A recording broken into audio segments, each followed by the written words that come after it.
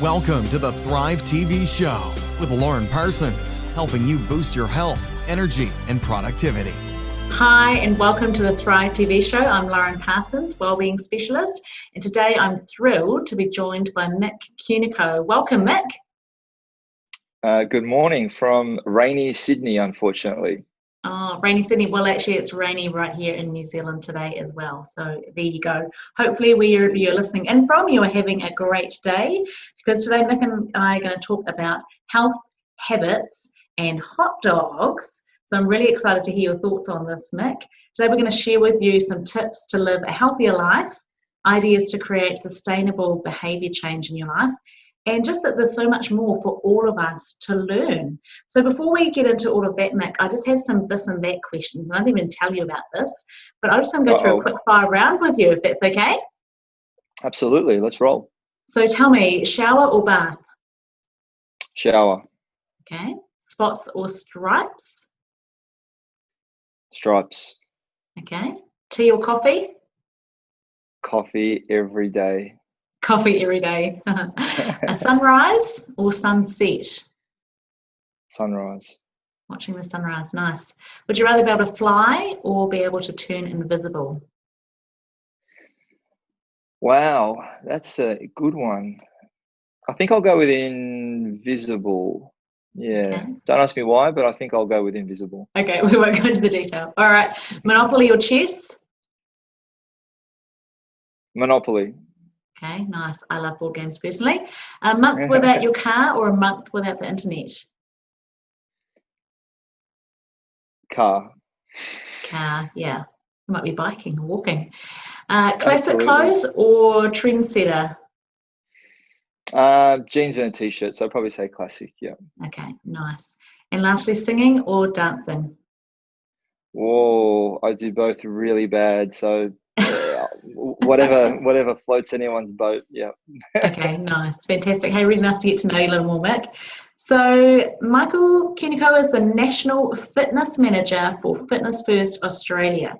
In his role, he's responsible for driving the strategic direction of both the personal training and group exercise departments, which requires him to oversee over 2,500 fitness professionals. So we are honoured to have you on the show.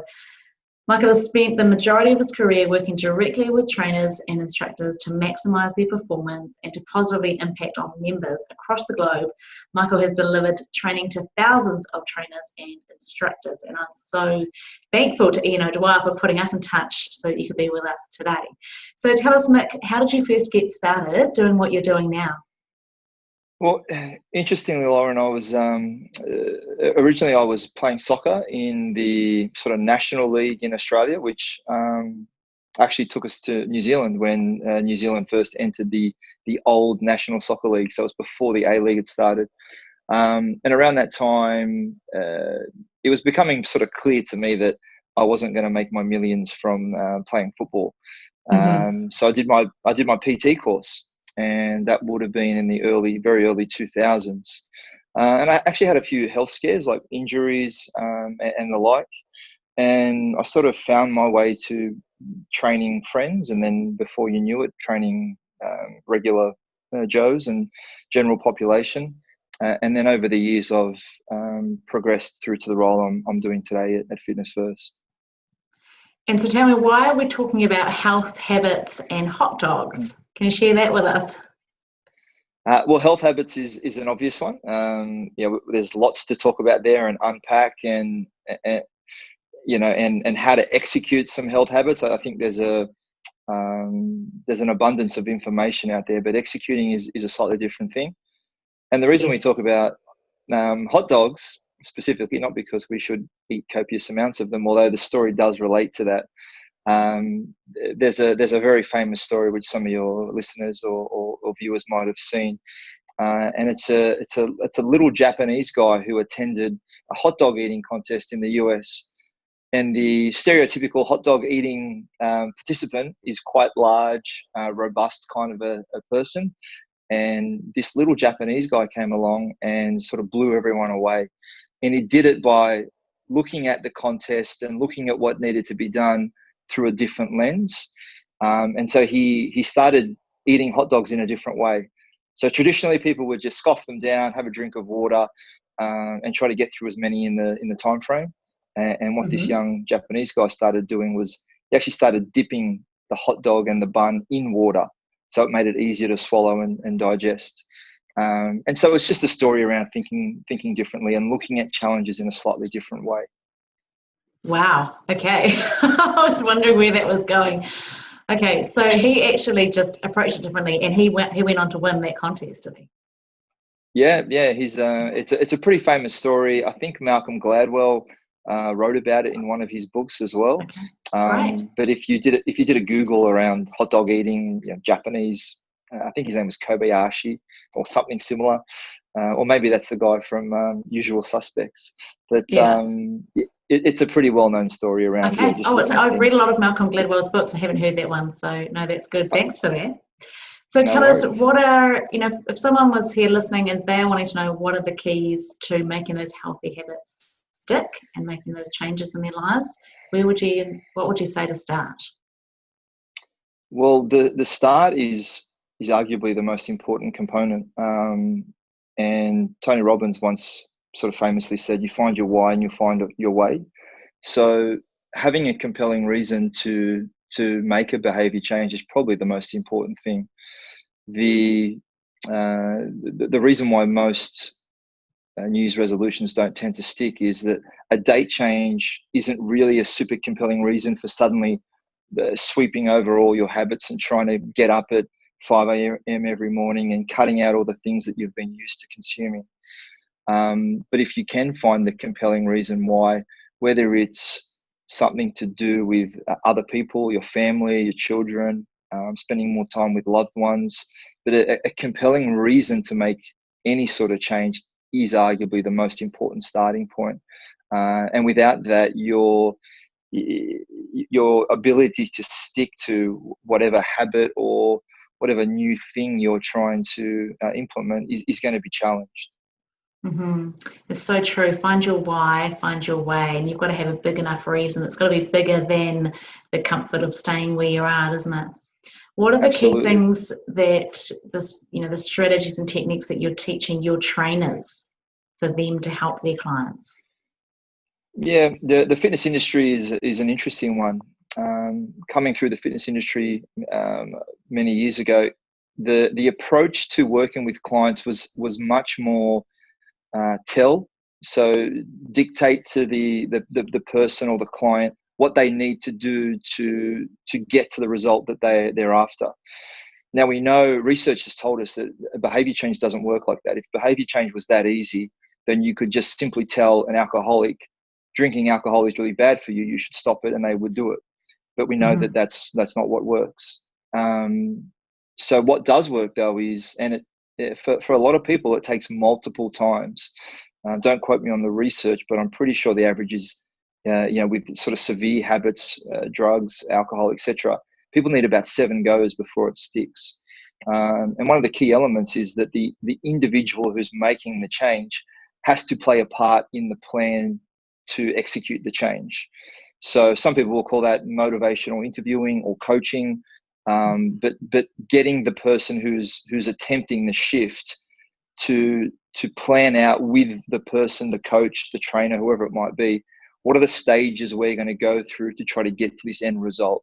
And rather than attempting big leaps, which most people can't handle, it's, let's, again, cliche, let's take one bite of the elephant at a time to try to get through the whole thing. Yeah, because often I think people have their own solutions, and often it's that case of asking clients, what's one thing that you feel you could do, that you can make a change? Because often among all the things that we might suggest as a professional, people actually know the things that they could do, and it's just having that motivation. I'm actually reading one of Tony Robbins' books at the moment, and at the very start of the intro, he's basically asking to be your coach, and he says, I'm not going to necessarily tell you anything new, but I'm going to hold your hand and help you to do the things that you know that you want to do. Yeah, it's powerful. And I know you mentioned right. that you're big on sustainable change. How do we create strategies to create that sustainable change? Look, it's as we just mentioned, the smaller steps are important. So wholesale changes don't work. We know that. And if I think back to when I started as a PT, I remember writing lists of things for people to do, and the lists were pretty. I mean, you could argue the lists were right, but the chances of someone implementing 10, 15 changes in one hit is really small. So sustainable change requires small steps. It requires an ability for the individual to see that the things they're doing are actually making a difference. For some people, that is the scale. The scales sometimes are demonized a bit in the fitness industry, but for the person to see that they have lost a kilo in a week or 3 kilos over a month, if that person gets recognition of what they're doing is actually working, then that helps build intrinsic motivation. I mean, motivation itself is a bit of it's a bit misleading. There is this idea of I can give you motivation, or it's something that someone can give to you or hold you accountable to. Motivation for me is more around building small habits that are sustainable, that then over time, and you're talking months here, are building habits that build intrinsic motivation. So it's basically autopilot. That way you don't require motivation to get out of bed at 5 o'clock when the alarm goes off. You do it just because it's what you do. Yeah, it's just what you do. I know James Clear in his book, Atomic Habits, he talks about how habit change is really about having an identity change first. That if you have this identity change that you want to be an energized person, that you want to be a strong person, a fit person, whatever it is, you want to be loving, you want to be kind, that you need to have that identity change first, and then it's just a case of building those habits in. What are your tips around habit change? Well, it's really interesting that you mentioned that book, because I found that book reassuring in terms of the way that I try to do things. And it's not to say that I'm anyone special or anything like that. But also it reassured me that some of the things that I try to do myself and try to encourage others to do was on the right path. Fantastic. But then the detail in that book, I mean, the process of stacking a habit, which you might recall that. Yeah, do you want to just explain that for the listeners? Just tell us about that habit stacking that he shares on. Well, I mean, there's so many golden pieces of that book, but habit stacking for me was really interesting, because some people are doing it now by default. So a habit stack is something that you're doing already that you can then apply a positive habit on top of. So the example that I've spoken about, and I can't remember the example he used in the book, but the example I've used is podcasting. So previously, if you wanted to self-develop or learn about something, you would have to sit down, concentrate, and read a book or read a web page or whatever it might be. And you can. The analogy is, imagine driving a car and trying to read a book. Well, you can't really do that, because that's very dangerous, and for everything else that comes with it. But by all means, you can drive a car and listen to a podcast on a topic that you're interested in, and you can concentrate enough on the podcast to be able to take that information in. So habit stacking in that sort of situation is developing your skills and learning things while you're doing things that are a little bit mundane. It could be mowing the lawn, it could be driving the car, washing the dishes, doing the ironing. You can now self-develop for hours in a day, arguably, while you're doing things that you're already doing.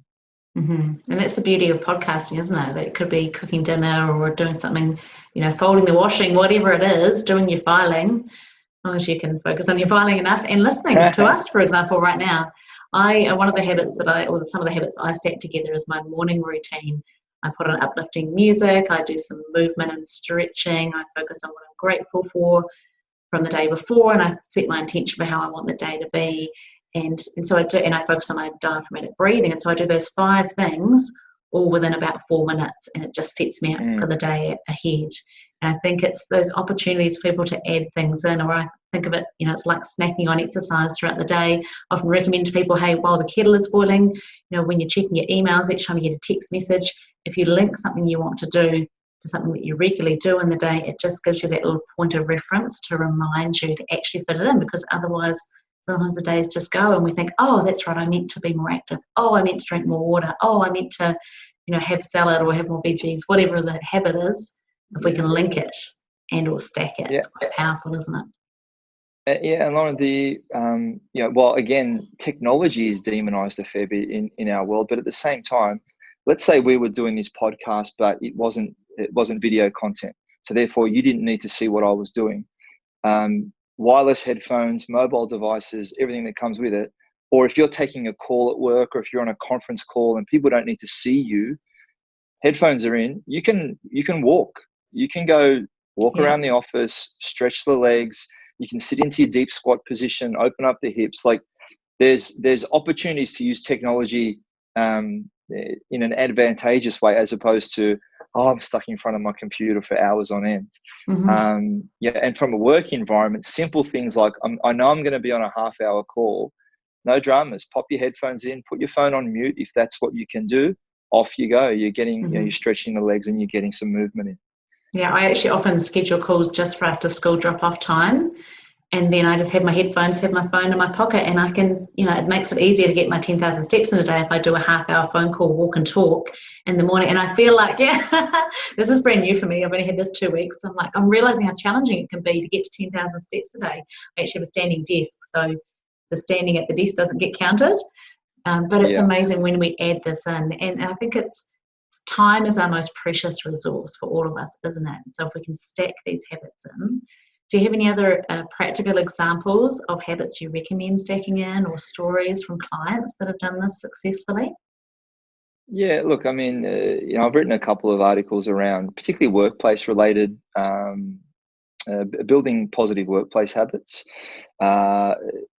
We can get pretty lazy. I mean, we all can at different times, but I wrote ones about having a one day in the week where you don't email anyone in your office. So if you need to talk to anyone, and the office we have here, it's not a huge office, but rather than sending the email, you actually have to go and walk over to the person's desk and have a conversation with them.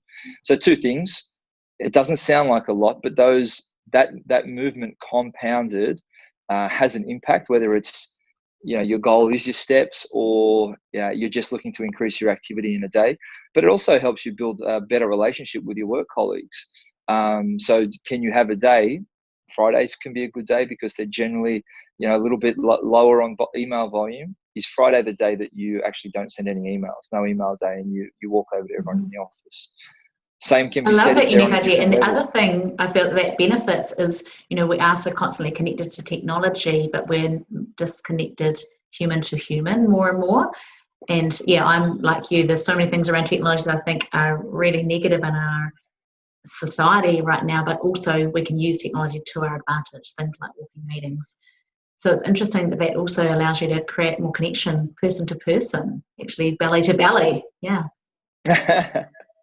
Yeah, absolutely. So one other thing that I know people often ask whenever I talk to anyone that's, got so much experience in terms of health and fitness is what is the best exercise or exercises? Do you want to just share? You've probably seen things evolve over the decades. What would you say to people that ask you that question? Yeah, it's really common with, we have a PR company that works with publications both locally and nationally, and you end up having conversations with PR agencies or journalists around the sort of silver bullet exercise, workout, etc. And it's for me, and I had one of these conversations literally last week, and it's really hard to distill something like that down. I mean, it can be fun to say, if you're going to do 3 exercises for the rest of your life, what 3 exercises would you do? And there's probably some that I would say yes. For example, saying a deadlift or a variation of is an important exercise. You could say, it's for better word, it's functional, it's energy expensive, it utilizes pretty much every muscle in the body or thereabout. So is it an effective tool for training? Absolutely. Should everyone deadlift the exact same way? Absolutely not, because we're all built differently. We all have variations in range of motion and our ability to hinge at the hips or move throughout the ankle, the lower leg. So you have to find the variation that's right for the individual. Deadlifts are great movements. I'm a big fan of, if any of your listeners or viewers have heard the exercise called a Turkish get up, generally performed with a kettlebell. But it's basically lying on the ground with a weight overhead and then standing up.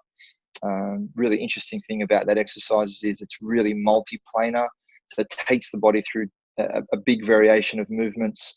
And it's difficult enough to really get the heart rate going, but yet it can be used as a way to maintain mobility as well. And I even was just something thinking of is, that. The mobility piece is amazing because we know with our aging population, just the actual physical ability to be able to get yourself from lying down on the floor to standing up, whether it's with a weight or without, and then back down again, or being able to sit in a chair and stand without pushing off with your arms, is actually a huge life skill. And I can remember seeing my grandfather not really being comfortable or mobile enough to do those things, even to a chair, and finding that quite heartbreaking as a child and not understanding that. And I think it's one of those good things as a test as we age to be able to just do those simple things. And it's about making it a daily habit, isn't it? And keeping that mobility. yeah. And Lauren, there's actually some research on what's called the sitting and rising test. And it was a Brazilian doctor from memory, and he was a bit of a madman from all reports, but he tried to track a group of people and measure their ability to get off the ground without using multiple points of contact, so hand, knees, etc.